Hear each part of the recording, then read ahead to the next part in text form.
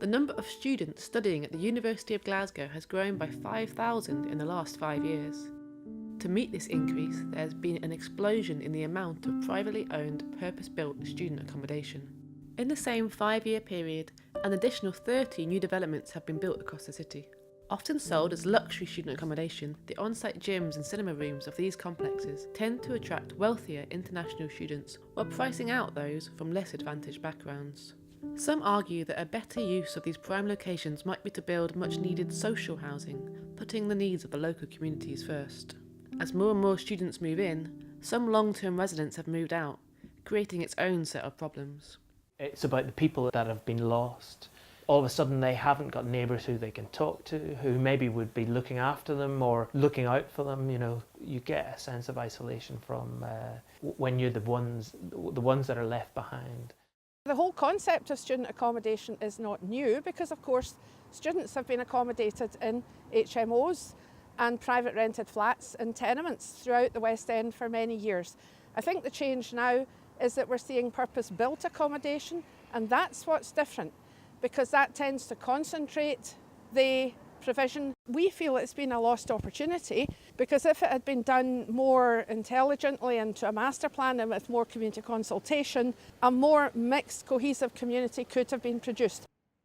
The big bugbear for a number of people is the fact that they pay no council tax. We understand that, but these private developments don't pay business rates. Now, I've been looking at this and the only thing I can think is that they pay corporation tax, which goes to the Westminster Treasury and doesn't come in to, you know, Scotland, doesn't come to the Scottish Parliament, therefore it doesn't come to local communities. So they don't actually contribute anything at all in that regard, but we need extra environmental officers, sometimes extra police, traffic. So there is an impact on a local community, but what do they contribute to the community? I think that's the question on everybody's lips. The boom in these type of developments happened following changes to Glasgow City Council guidance, which meant that some planning applications that would have previously been refused were now accepted, with agreements to pay a fee for overdevelopment.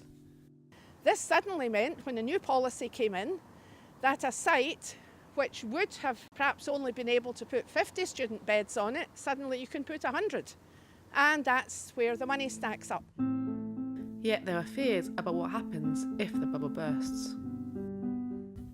When you've got issues in the sort of wider policy area about the Home Office saying, you know, we're not going to let all of the students in that came before, that there might be an impact of Brexit if people aren't wanting to choose to come to the UK, where they might have done before as a kind of portal to Europe as a base for their studies.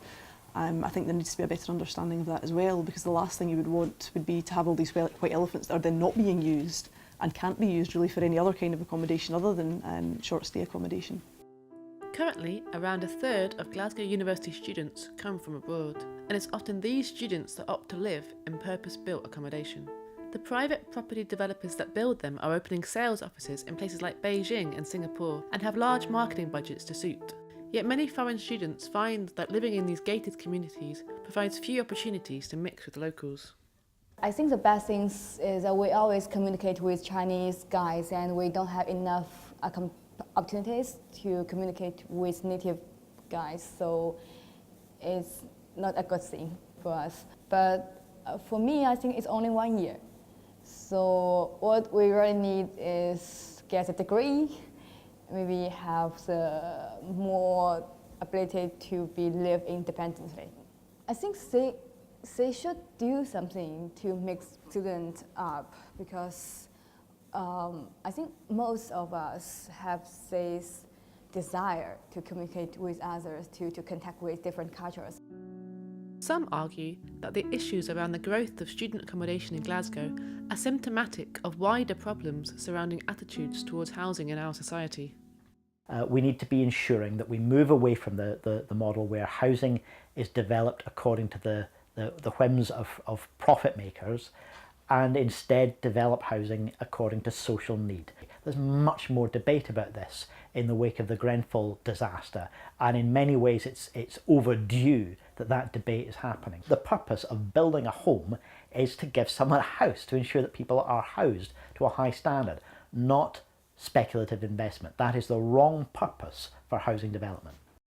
In answer to questions on whether saturation point has now been reached, officials from Glasgow City Council responded by saying that they have recently instructed a study into the impact of student accommodation upon housing supply and communities. A draft of this will be ready within the next month and may inform a revision of their guidance. However, with so many developments already built or underway, some are left feeling that this is too little, too late, and that the pursuit of profits has been placed ahead of the long-term needs of the local community.